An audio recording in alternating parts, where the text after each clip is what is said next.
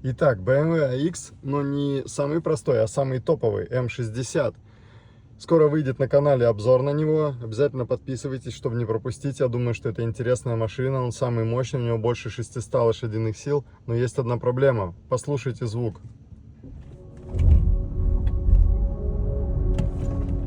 Я надеюсь, вы слышали этот звук ускорения. У меня немножко болит от него голова. Если кто-то знает, как его отключить, пожалуйста, напишите. Сейчас еще раз нажму.